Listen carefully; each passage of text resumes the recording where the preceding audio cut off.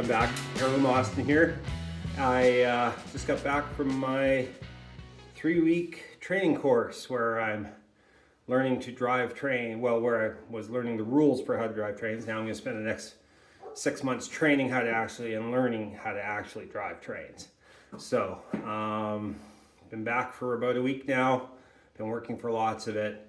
The weird thing is, I thought I was going to work today, but I wound up not. The schedule with the railroad is kind of weird. It's like, you know when you're going to work 2 hours before you have to be there. Other than that, you're on call 24/7, 365. So that's why these videos kind of sometimes get spaced out a little weird, because you know, sometimes I'm gone for 3 days. Sometimes I'm home for 12 hours and gone again. Other times I'm gone for, you know, a day or two and back for 5, but I don't know which is which or when it's going to happen. So I try and squeeze these videos in whenever I can. And today I've been back for over a week and a half now from my course, and this is the first opportunity I've had to get out here, and that's only because I didn't get called when I thought I was going to. So I'm going to get back on that tail end where I left off, pick up and get those nuts welded in today, and maybe straighten the floor a little bit and see where I can end up at before I go back again. So anyways, enough of your time here. I'm gonna get to this. So these are the bumper mounts. In stock, they're supposed to have a nut on them. These ones don't. Well, in several places. You can see that, obviously. So anyway, that is going to get... I'm going to actually weld the nuts on place, but because the hole is quite... You can see there the hole is actually quite large. So I'm going to weld the washers in place. Then I'm going to start fixing up the floor and stuff. So, and looking back at it, as you can see, this is not really straight. So we kind of want it straight. I don't know if I showed you, but these were the old ones that came out of the car. That one's pretty. They're actually really greasy, as in addition to being rusty. I don't know why, but this was the one on the side that was hit, and it's not supposed to be shaped like that. It's supposed to be shaped like that. So that is why I replaced them. So I'm going to straighten these. First thing I'm going to do is use the old duckbill. So I'm going to take my duckbill vice grips, kind of straighten it out.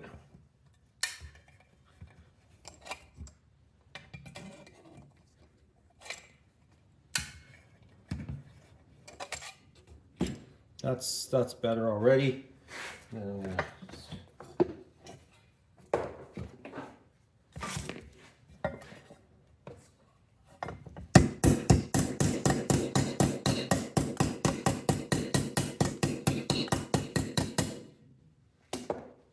That's a lot better. And maybe a little bit more here.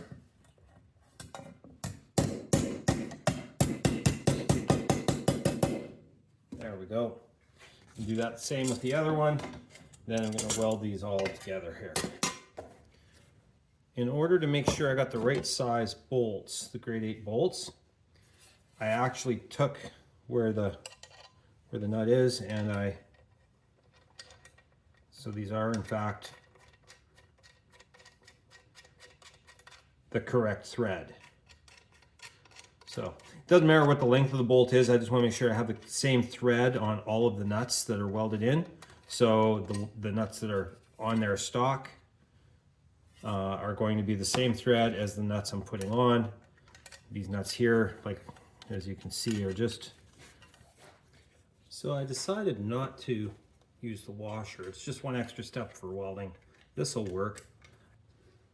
The vice grips, oh, that didn't quite go centered. There we go.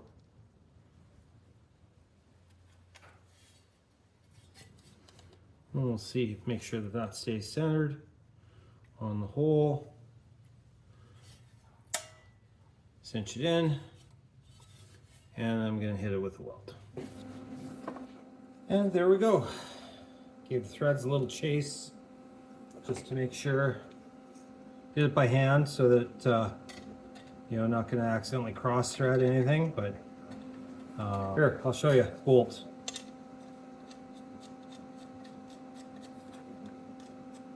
So that's clean, and they're all that way. They all work, they're all good. We got both of them done, and I checked them on the floor of the boot. So these are scrap metal now. Opened up the garage, get rid of some paint fumes here. Just gonna go over what I've done that I didn't really show you. Before I had the I peeled this back a bit just for giggles, but I had the 4 patches, and no matter what I did, it always had a little ripple to it. And every time I try and shrink it out, it would kind of want to crack. I'd fix it, it would oil can. So what I wound up doing is using the same technique. That's why I didn't show you, because you've seen me do it before. I basically made one big patch, put it in, and that's all welded in and finished up. And another little patch down here from where we had a crack. And I measured and got these into the right spot before I put it in. So basically the same thing I showed you. This hole here is because underneath the license plate bracket I bought, it's supposed to be a license plate light, an LED light, just, you know, $20 thing, but it can rotate. So I'm going to mount it under the license plate bracket, because there's a light here anyway to shine on the plate. But if I point it backwards, I can use it as a reverse light. This is where the wiring is going to go for that. So, and then once that was in, I seam sealed. And what I used was a brush-on seam sealer. And it actually goes on fairly nicely. Now, I didn't show you all this because I didn't want my camera out with paint overspray flying in the air. But you can see the seam sealer went on with a brush, covered the wells in case there were any pinholes. Then I hit it with the car rep paint. And this was the stuff I was planning on painting the outside of the car with. And this actually looks not too bad. And I had pre-fit the floor. So I did this at the same time. And no, I didn't spray the edges because the edges are going to get welded. So, but what I did the floor so that when the welds are done, it's in an enclosed space to paint with the trunk, the boot. I thought if I painted the bulk of it and then just had to do the edges, it would save a lot of fumes. So that was why that's done.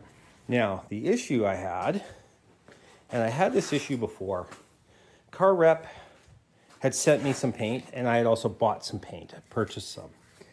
And I don't know whether it was the stuff I bought or the stuff I purchased, but I had a problem. You see, rattle can. This one's empty, but you can hear the ball, right? This one, there's no ball. And about half the cans wound up that way. I figured it was just age, right? So I got hooked up with the local company that sells these through Princess Auto, which is a Canadian version of Harbor Freight. And they replaced the bottles for me, the cans for me. As I said, I'm not sure which ones I paid for and which ones were sponsored. They didn't care. They just did them all for me, which was nice of them. The ones that aged out, they had this weird thing where if they didn't do this, I even put them in a paint shaker and got the ball to move a little bit. But all that would come out was not the pigment, just this yellow, I think it's the propellant, one of the two components, right? So the new ones I thought would be fine, and the primer went on great. So the process for the primer, degrease the metal, make sure the metal's scuffed up, degrease it, hit it with the primer, 2 coats of primer. Actually, in that case, I did 1 coat of primer. Then I did the seam seal, then I did another coat of primer over the seam sealer. This all ended up doing the same.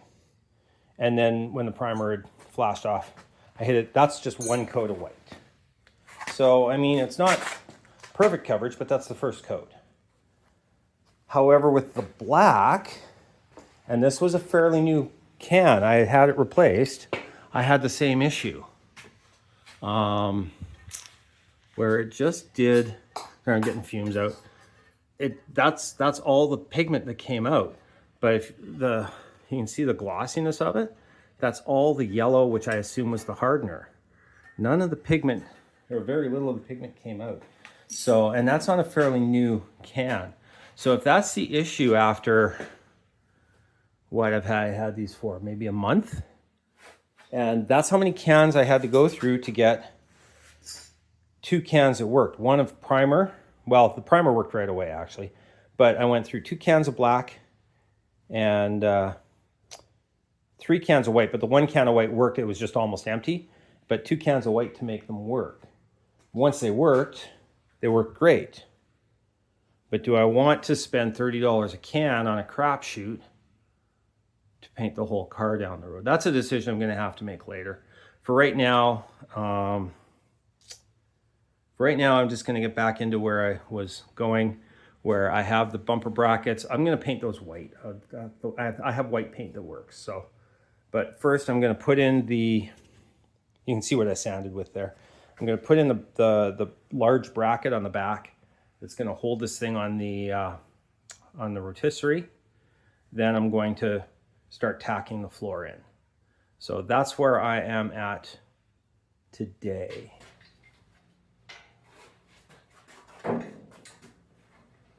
This is why I'm doing this first, because it's going to be way easier to do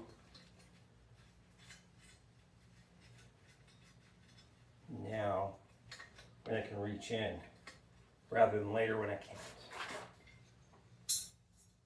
This piece, by the way, came from a member of the British Car Club. His name is Doug DeVerne. He's also the one who lent me his English wheel when I was making the fenders. So the big bolts go in the signal layer, the lower holes, and then the little bolts come up the. So okay, so now we got it. I had a bit of help, but mostly got it on myself. So those are all in on both sides. So that's where that goes. Next thing that's going to happen, I'm going to fit the fuel tank in the underneath to check. Make sure the bolts are all in the right place. I checked it before. I'll do it again. All right, we didn't show you this. You can see the tank is in there. It's just a lot of fettling around. But what I did is I installed the tank, the old tank. I have a new one. But I lined up all the bolt holes because there were some bolts on the old floor, like that was still on the tub, and there were some that were on the part that I removed. So with the tank in place, it obviously fits in all of them. And it looks like things are lining up. Before I start to weld, I gotta tack in from the inside.